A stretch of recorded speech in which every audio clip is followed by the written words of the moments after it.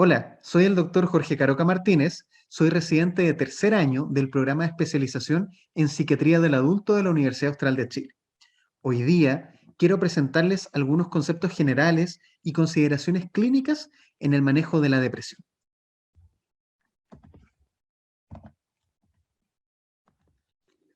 Para comenzar esta presentación y darle un poco de contexto al tema, les quiero mostrar este gráfico tomado de la Encuesta Nacional de Salud 2016-2017, que nos muestra la prevalencia de depresión a lo largo de la vida en nuestro país, según los criterios del DSM-4. Podemos ver que el problema es bastante relevante, alcanzando una prevalencia de vida total de un 6,2%, que es claramente mayor en mujeres que en hombres. La depresión como tal es un síndrome. Eso quiere decir que hay múltiples cuadros que pueden manifestarse a través de estos síntomas. El episodio depresivo mayor es uno de ellos. Entonces, ¿cuándo vamos a hablar de un episodio depresivo mayor? Esto, según los criterios del DSM-5, es cuando tenemos 5 o más de los siguientes síntomas. Esto vamos a encontrar síntomas en la esfera emocional, síntomas en la esfera neurovegetativa y síntomas en la esfera neurocognitiva. Podemos encontrar entonces ánimo depresivo o anedonia, que uno de estos dos tiene que estar presente sí o sí, son los síntomas cardinales. Y además vamos a encontrar sentimientos de minusvalía, de culpa, ideación suicida o intento suicida incluso, fatiga, pérdida de energía, alteraciones del sueño, alteraciones del peso, del apetito, alteraciones cognitivas como disminución en la habilidad de concentrarse, indecisión e incluso retraso psicomotor o agitación psicomotora. Este cuadro tiene que durar al menos 2 semanas e implicar un cambio significativo en el funcionamiento de la persona. Y reforzando el carácter sindromático de la depresión, tenemos que descartar previamente que este cuadro sea consecuencia ya sea de una enfermedad somática o del consumo de sustancias. Una vez que la persona tiene su episodio depresivo, puede evolucionar en diferentes maneras. Si en que instalamos un tratamiento, la persona puede presentar una recuperación o una respuesta a tratamiento, ¿ya? Una vez que la persona tiene su episodio depresivo, puede presentar diferentes cursos evolutivos. Si es que instalamos un tratamiento y la persona muestra una mejoría en los síntomas, vamos a hablar de una respuesta a tratamiento. Esta puede ser parcial o puede ser completa. Si es que la persona presenta un empeoramiento del cuadro o si en un periodo de mantención de tratamiento presenta un nuevo episodio depresivo mayor, podemos hablar de recaída si es que ha pasado menos de un año y de recurrencia si es que ha pasado más de un año. El trastorno depresivo mayor tiende a la recurrencia y vamos a hablar de trastorno depresivo cuando tengamos 2 o más episodios depresivos mayores. Ahora, algunas consideraciones clínicas en cuanto al abordaje de estos pacientes y en cuanto al manejo. Vamos a hablar de 5 principios generales de manejo que aplican para todos los pacientes con depresión. Entonces, ¿qué hago yo cuando llega un paciente al box en el que sospecho, ya sea por lo que me cuenta o por cómo lo veo, un episodio depresivo? Primero, armar una muy buena historia clínica, con el cuadro de síntomas actuales, o tomando en cuenta también los antecedentes de la persona, antecedentes mórbidos, de patologías somáticas, de los medicamentos que tome, también del consumo de sustancias, alcohol, drogas, también de los antecedentes psiquiátricos, tanto de la misma persona como de la familia. Y si es que esta persona ha tenido episodios depresivos previos, ¿cuál ha sido la respuesta a tratamiento? No olvidar también, siempre en la historia, evaluar los síntomas más graves, por ejemplo, los síntomas psicóticos y sobre todo la presencia de ideación suicida, de intentos suicidas previos. Y una vez con esto vamos a hacer nuestro diagnóstico diferencial, según lo que veamos en la historia clínica. También para ello vamos a tomar una batería de exámenes estándar, hemograma IVHS, perfil tiroideo, creatinina, perfil hepático, ¿cierto? Considerando un diagnóstico diferencial de patologías somáticas que pudieran manifestarse con síntomas depresivos. Vamos a evaluar la gravedad de nuestro paciente según el impacto de los síntomas en la funcionalidad, según la presencia de síntomas psicóticos y según la presencia de ideación suicida o de intento suicida. Además tiene más gravedad si es que a esto se le suma alguna otra patología concomitante, por ejemplo, un trastorno por el uso de sustancias, eh, una depresión en el contexto de un trastorno bipolar o de un trastorno de personalidad. Y en todos los pacientes en los que diagnostiquemos una depresión, vamos a instalar medidas de tratamiento no farmacológico. Y esto es súper importante. Estas medidas son transversales a todos los pacientes independientes de la gravedad de su cuadro. Y en aquellas personas que requieran tratamiento farmacológico, lo vamos a instalar. ¿Qué dice la guía GES al respecto del tratamiento? Este es el flujograma 1, en el cual la persona que hay sospecha de depresión, vamos a hacer el diagnóstico. Esto puede ser por un médico general, puede ser en APS, va a recibir una evaluación por un equipo interdisciplinario, una evaluación integral, de nuevo reforzando el concepto de medidas de tratamiento no farmacológicos que aplican a todos. En pacientes que tengan alto riesgo suicida, que tengan un trastorno bipolar o que no haya respuesta al tratamiento con fármacos, va a ser derivado a psiquiatría y después recién viene la clasificación por la gravedad, ¿ya? Y ahí nos da las diferentes estrategias de tratamiento. Y este es el flujograma 3, que nos habla del manejo de la depresión moderada, en que vamos a derivar cuando sea necesario, cuando hay alto riesgo suicida, refractariedad. Vamos a instalar el tratamiento correspondiente, que dice consejería, intervención psicosocial grupal, actividad física, entregar una guía de autocuidado, y recién ahí aparece el tratamiento farmacológico, recomendando específicamente el uso de inhibidores selectivos de la recaptura de serotonina. Una vez que se instala el tratamiento farmacológico, una evaluación de la tolerancia del mismo a las 3 semanas, y según eso se va viendo cómo son los controles y el ajuste del tratamiento. Esta diapositiva entonces, reforzando el concepto anterior, consejería, intervención psicosocial grupal, psicoeducación, actividad física en todos los pacientes con depresión, y en aquellos que lo necesitan, iniciar con terapia con un ISRS. No utilizar antidepresivos tricíclicos como fármacos de primera línea, eso también es importante. ¿Qué estrategias de tratamiento no farmacológico vamos a instalar en estos pacientes? Súper importante, higiene del sueño. Ya habíamos visto que las alteraciones, tanto el insomnio como la hipersomnia, son parte del cuadro sintomático del episodio depresivo mayor. Y antes que dar un medicamento, lo importante es esto, educar sobre las correctas medidas de higiene. También ejercicio regular. La IAG nos recomienda un programa estandarizado de ejercicio. En todos los controles también vamos a estar atentos de que la persona tome algún fármaco que pueda estar empeorando el cuadro clínico.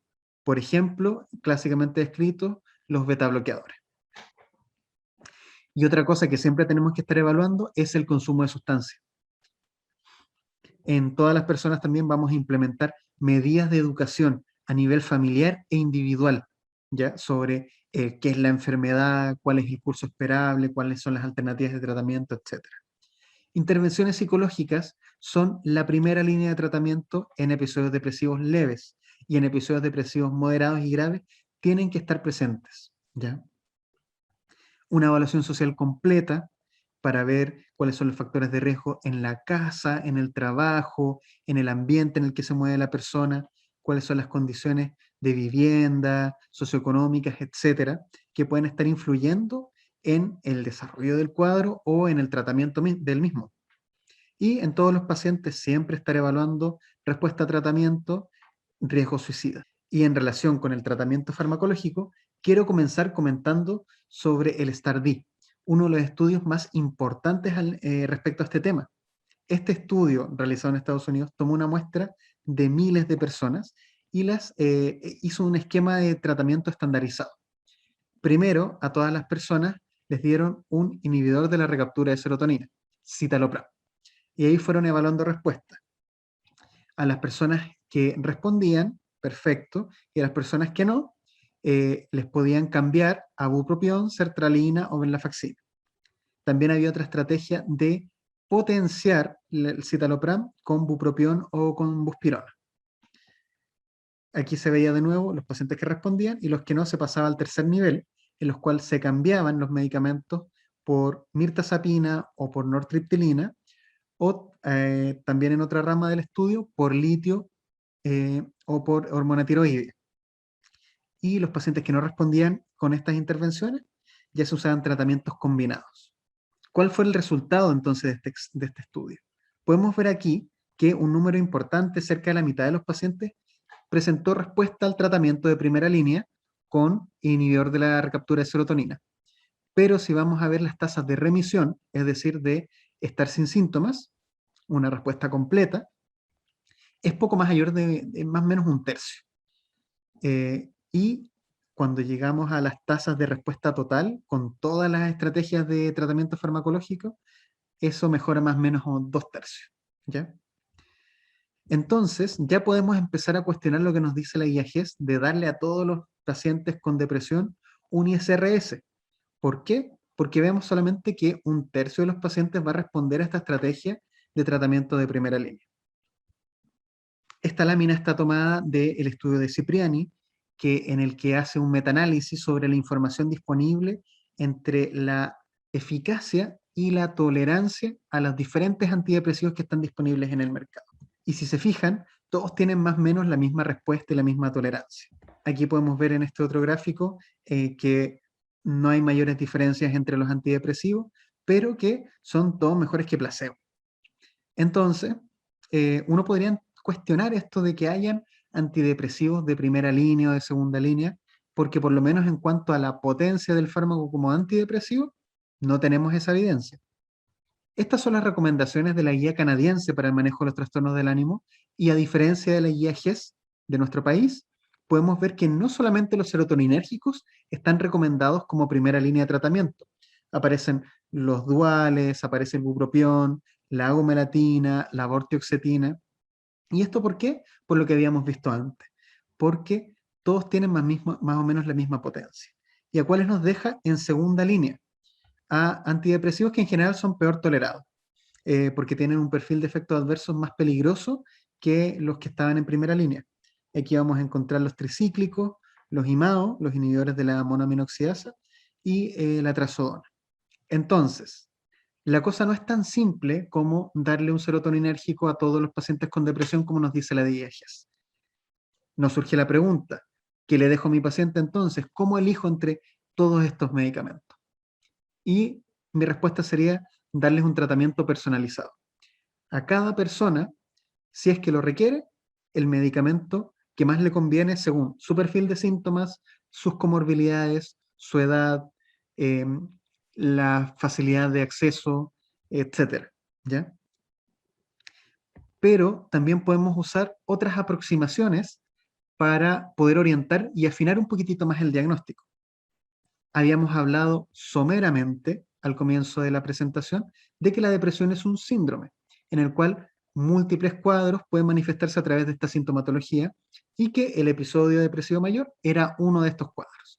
Ahora bien, nosotros también podríamos decir, desde una mirada más fenomenológica, que este episodio depresivo mayor, a su vez, también se podría clasificar o dividir en diferentes formas de presentación, en las cuales, si bien los pacientes van a cumplir con el requisito de criterios del DCM para puntuar para episodio depresivo, van a tener particularidades y perfiles sintomáticos diferentes que podrían guiarnos un poco en cuál va a ser el tratamiento de elección en esta persona. Entonces, según esta clasificación, podemos encontrar cuadros más bien neuróticos. ¿Qué quiere decir esto? Son cuadros con un curso más bien crónico, con un perfil de síntomas menos grave y con menos interferencias en las actividades de la vida diaria, y con un componente de ansiedad muy importante. Y en este grupo de pacientes, ¿cuál es la intervención de elección? La psicoterapia. En el otro polo vamos a encontrar a las depresiones melancólicas, que tienden a presentar el curso episódico tradicionalmente descrito en el trastorno depresivo, con cuadros de alta gravedad que comprometen de manera bastante importante la funcionalidad de la persona, y que tienden a tener un componente de inhibición de la psicomotricidad y síntomas somáticos muy marcado. Estos pacientes responderían mejor a antidepresivos tricíclicos o antidepresivos duales. Vamos a encontrar también la depresión mixta, que es la presencia de síntomas depresivos en concomitancia con síntomas maníacos. Estos pacientes van a tener mayor agitación psicomotora, mayor verborrea, la habilidad emocional o hiperreactividad al medio y un componente de irritabilidad, de ansiedad y de angustia muy importante. La depresión mixta sería una de las expresiones del trastorno bipolar, por lo tanto el tratamiento incluiría la presencia de antidepresivos y de estabilizadores del ánimo. Y finalmente vamos a encontrar la depresión pura, que es un episodio depresivo mayor que no calza con los otros perfiles sintomáticos y que sería ese tercio de pacientes que tiene buena respuesta a los serotoninérgicos. Entonces, de esta manera, a través de una aproximación más fenomenológica a lo que es el cuadro clínico de la persona, podemos empezar a hilar más fino y tratar de orientar el tratamiento hacia las necesidades de la persona. Y ya para ir cerrando esta presentación, les quiero recordar que en todas las personas vamos a instituir medidas de tratamiento no farmacológicos. En aquellas personas que lo requieran, vamos a indicar un medicamento a través de una prescripción personalizada. Y en caso que la persona presente una respuesta parcial, eh, vamos a tener diferentes estrategias para enfrentarnos a este cuadro. En primer lugar, podemos aumentar la dosis. En segundo lugar, podemos potenciar este medicamento con algún otro. Habitualmente utilizamos antipsicóticos atípicos, como la quetiapina, la risperidona, la olanzapina, litio y hormona tiroidea. En caso necesario, cambiar el esquema a otro antidepresivo. Si es necesario, damos la vuelta completa y en aquellas personas que lo requieran, no olvidar los tratamientos físicos como la TEC, que están disponibles. Muchas gracias por la atención y si les quedan dudas o comentarios, los podemos ver después en la mesa redonda.